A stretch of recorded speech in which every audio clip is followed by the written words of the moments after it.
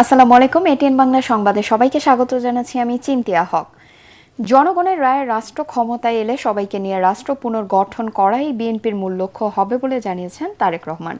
একমাত্র বিএনপিরই রাষ্ট্র পরিচালনার অভিজ্ঞতা এবং ভবিষ্যৎ পরিকল্পনা রয়েছে দাবি করে দেশবাসীকে ধানের শীষে ভোট দেওয়ার আহ্বান জানান বিএনপি চেয়ারম্যান। নিজ নির্বাচনী এলাকা ঢাকা 17 আসনের বনানী খেলার মাঠের জনসভায় তিনি একথা বলেন। বিএনপি প্রধান বলেন, নিরাপদ সমৃদ্ধ এমন বাংলাদেশ গড়ে তুলতে চাই যেখানে সব মানুষের সমান অধিকার থাকবে। পরে কলাবাগান ও কমলাপুরে নির্বাচনী জনসভায় বক্তব্য রাখেন তারেক রহমান।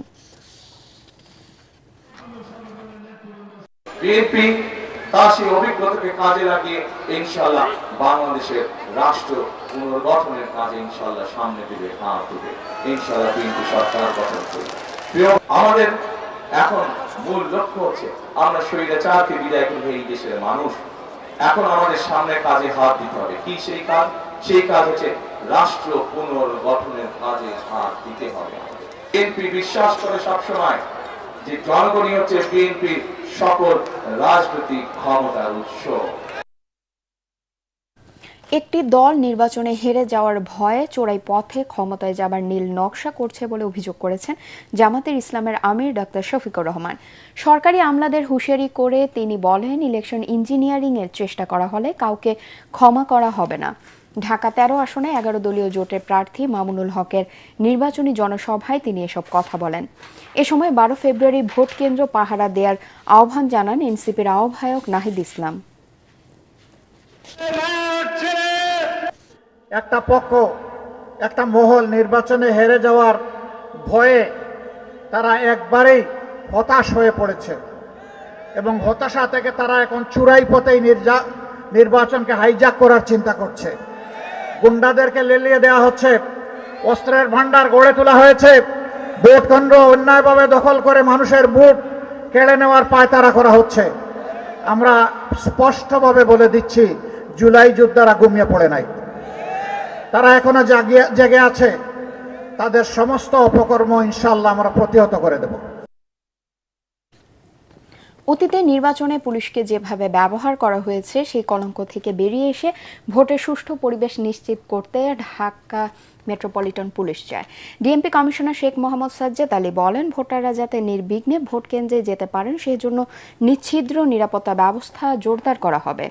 ঢাকায় 37টি ভোট কেন্দ্রকে ঝুঁকিপূর্ণ ঘোষণা করে বাড়তি নিরাপত্তা নেওয়া হচ্ছে বলেও জানান তিনি।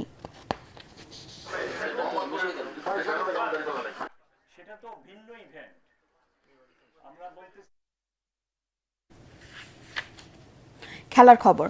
অদম্য বাংলাদেশ টি-20 কাপের ফাইনাল আজ। শিরোপা নির্ধারণী ম্যাচে মুখোমুখি হবে দুর্বার একাদশ ও ধূমকেতু একাদশ। ভারত ও শ্রীলঙ্কায় চলমান টি-20 বিশ্বকাপ বর্জন করেছে বাংলাদেশ। ক্রিকেটার, গণমাধ্যম কর্মী, সমর্থকদের নিরাপত্তা ঝুঁকির কারণে বাংলাদেশ ম্যাচের ভেন্যু শ্রীলঙ্কায় স্থানান্তরের জন্য আইসিসিকে অনুরোধ করেছিল বিসিবি, কিন্তু রাজি হয়নি তারা। বিসিবিও নিজেদের সিদ্ধান্ত পরিবর্তন করেনি। লিটন শান্তরা বিশ্বকাপ খেলতে না পারলেও তাদের আর্থিক ক্ষতি পুষিয়ে দিতেই অদম্য বাংলাদেশ টি-20 কাপের আয়োজন করে বিসিবি। মিরপুর শেরেবাংলা স্টেডিয়ামে খেলাটি শুরু হবে সন্ধ্যা 6টায়। টি-20 বিশ্বকাপে সি গ্রুপে নিজেদের প্রথম ম্যাচে ইটালিকে 73 রানে হারিয়েছে স্কটল্যান্ড। আইসিসির বৈশ্বিক আসরে অভিষেকটা মধুর হলো না ইটালির।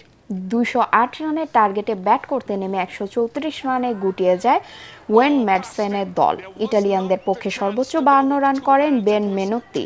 স্কটিশ বোলারদের মধ্যে মাইকেল লিস্ক 17 রানে 4 উইকেট তুলে নিয়ে ইটালির ইনিংসে ধস নামান। এর আগে কলকাতার ইডেন গার্ডেন্সের টসে হেরে ব্যাটিংয়ে নেমে জর্জ মানসির 84 রানে ভর করে 4 উইকেটে 207 রানের বড় পুঁজি পায় স্কটল্যান্ড।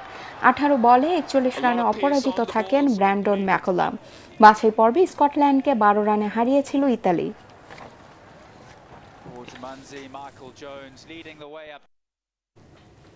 পরবর্তী সংবাদ দেখার আমন্ত্রণ জানিয়ে এখনকার মতো শেষ করছি। এটিএন বাংলা সংবাদ ইউটিউবে দেখতে ব্রাউজ করুন, youtube/ATN Bangla News। ধন্যবাদ সবাইকে।